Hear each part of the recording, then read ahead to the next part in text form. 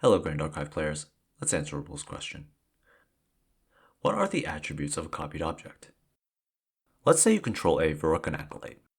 You also control a level 3 champion, giving it plus 3 power from its own ability. The Acolyte also has a buff counter, and is also affected by Stand Fast, granting it plus 1 life and taunt for a period of time, and is also arrested by a Snow Fairy, and is also fostered.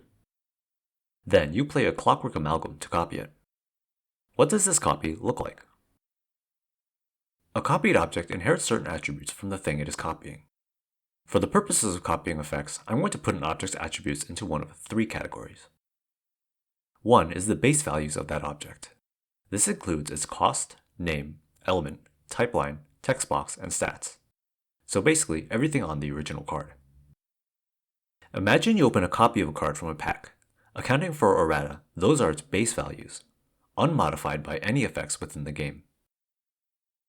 All of these values revert to their base values when an object changes zones, unless an effect says otherwise. These base values are copyable and are inherited by copy effects.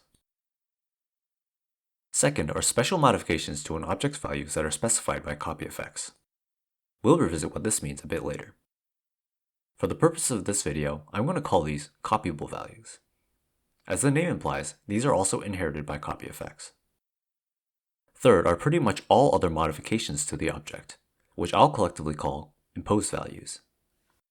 These encompass pretty much any effect that would change the attributes of that object. This includes any counters on that object, any temporary or one-shot effects affecting that object, any static effects acting on that object, and any statuses or properties of that object, such as being rested or awake, being distant or not distant, ephemeral or not ephemeral, etc. Base values and copyable values are copyable. That is, they will carry over to a copy. Imposed values, with a few exceptions that I will get to later, are not carried over to a copy. So when a copy is made, it will inherit only the base characteristics and special copyable values. Let's return to our example.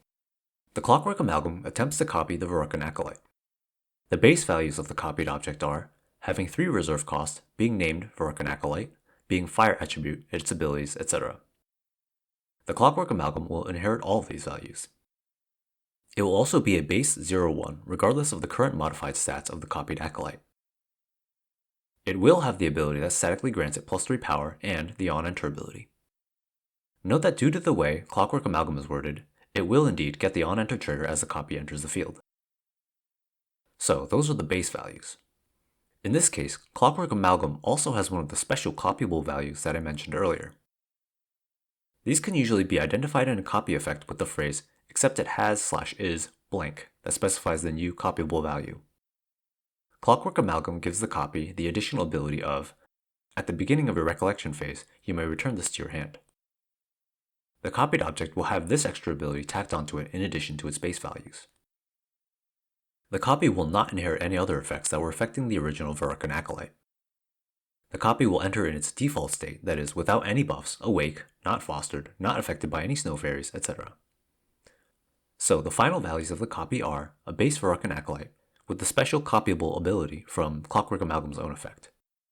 Note that all of these effects will cease to apply to this object if it ever changes zones, so if it leaves the field, it will revert to being just a plain old Clockwork Amalgam.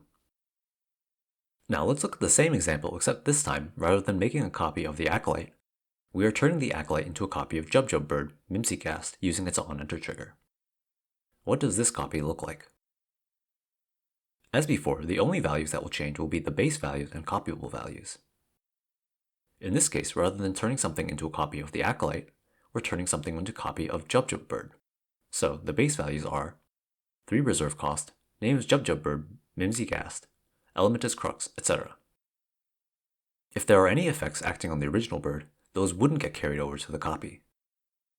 Note that although the Acolyte object is gaining the Jub Bird's on-enter trigger, since the Acolyte object is already on the field and not changing zones, it will not trigger this on-enter. Jub Bird's effect also has one of those special copyable values. In this case, it changes the name of the copied object. So this Acolyte becomes a base Jub Bird except the changed name of Drib Budge. Any imposed values from the Jub Bird will not be carried over. However, any imposed values on the Acolyte now Drib object will remain, because after all, nothing has happened to remove them. Despite having its base values changed, it's still the same object. So it will still have a buff counter, have +1 life and taunt, be rested, locked down by Snow Fairy, and be fostered. In summary, when a copy is made, the copy will have only the base characteristics of the copied object along with any special copyable values from the copy effect, if any. The copy will not have any additional effects of imposed values or status changes that were acting on the original object, with some exceptions. Let's talk about those exceptions.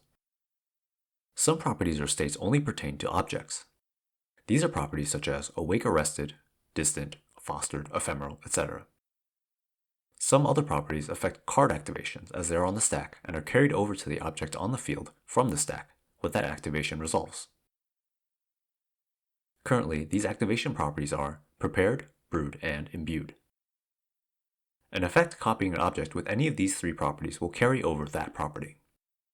Next, tokenness of an object is an inherent attribute and is completely unrelated to any copy effects. There is no effect that can change whether an object is a token or not. So if you control an imbued Windmill Engineer and copy it with an echoic card, the resulting object will be a token imbued Windmill Engineer without any other effects. Its on-enter will trigger and draw a card to memory. Like any other token, it will cease to exist if it leaves the field. Lastly, if you copy a double face card, you will only copy the side that is currently face up and the copy will not be able to transform. For example, if you copy a Fate Stone of Revelations, you'll get a copy Fate Stone of Revelations that cannot transform. Activating the transform ability will cause nothing to happen. Likewise, copying a young Wormling will simply give you a young Wormling that cannot transform. Let's look at some more examples. You control a Zephyr's Edge and use Excalibur Reflected Edges on Destroy trigger to create a token copy of it. You activate Home by Fire on this token. Then, you create a copy of that token using Fractal of Creation. What does this copy look like? When the first copy is created, it will inherit the base values of Zephyr's Edge, that is, being a 1 power and 2 durability weapon. Note that when Excalibur Reflected Edges effect creates a token, it adds the distortion typing, but this is not a copyable value, it is just a normal continuous effect. The created token will also get its own on-enter trigger. Then, Honed by Fire adds another continuous effect to grant that weapon some power and a durability counter. Then, when the Fractal of Creation creates a copy of this object, it will get the base values and any copyable values, which are none in this case. So it will be a 1 power, 2 durability, non-distortion, Zephyr's Edge, with an on-enter trigger. Let's look at another example. You control a Naya, Diviner of Fortunes, who's banished some spell card with her ability. You make a copy of her with Clockwork Amalgam. What does this copy look like? As we've already discussed, when copying Naya, the Amalgam takes her base characteristics, adds its own copyable value, and ignores any imposed effects acting on her. So Clockwork Amalgam will enter as a Naya, with the additional ability of the recollection trigger from its own copy ability. Unfortunately, Naya's base characteristics also include her name and unique typing, so you will have to sacrifice one of these to the unique rule at the same time the copy's on-enter effect goes onto the stack. This on-enter will be able to banish a different spell from your deck and let you play it as long as you control the copy. Even though Naya's ability mentions her by name, when an effect of an object uses its own name in text, it means this thing and not any other object, even if they happen to have the same name. Let's say you sacrifice the original Naya and keep the copy. You will only be able to activate the card banished by the copy Naya. The first banished card is gone forever. What if you now play a Jub Jub bird and turn this copy Naya into a copy of the bird? The Clockwork Amalgam's characteristics will be overwritten and replaced by those of the Jub Jub bird, with the changed name. So it will become a 3/3, Drip Budge Budge with stealth, etc. Note that the spell card banished by this object when it was Naya cannot be played anymore, not because its name changed, but because it lost the ability that allowed you to do that. Last example, you control Fertile Grounds and a Phrasia herb. It becomes fracturized. Then it is targeted by Scepter of Awakening. Then it is copied by Clockwork Amalgam. At the beginning of your next recollection phase, what happens? First, the Phrasia becomes fracturized. Fracturize overwrites its typeline and text box. Note that this is an imposed continuous effect. Then let's resolve Scepter of Awakening's ability. This ability temporarily gives it an additional type of ally and grants it a base power and life stat, in this case 1, and also a buff counter. So it is currently a token, 1 reserve cost, 1/1 norm Fantasia ally cleric fractal with reservable named Phrasia. Then Clockwork Amalgam copies it. It will copy any base values and copyable values, which means it will become a non-token, 1 reserve cost norm item, Cleric Herb Adjuvant Flower with Sacrifice Me, Recover 1, and at the beginning of your recollection phase, you may return me to your hand named Phrasia. You'll notice that although Clockwork Amalgam can't normally copy item objects, the object it tried to copy was an ally at the time it tried to do so. At the end of this turn, the Scepter of Awakening's effect on the original Phrasia will wear off. But this has nothing to do with the copy.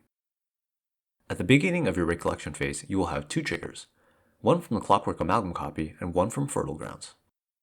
Resolving Fertile Grounds first, create a copy of the Clockwork Amalgam copy, which will take its base values and the copyable additional ability, so it will be a token Phrasia with the Return to Hand ability. You may return the Clockwork Phrasia to your hand via its trigger. Next turn, you may return the token Phrasia copy to your hand. That's all for this video. Thanks for watching.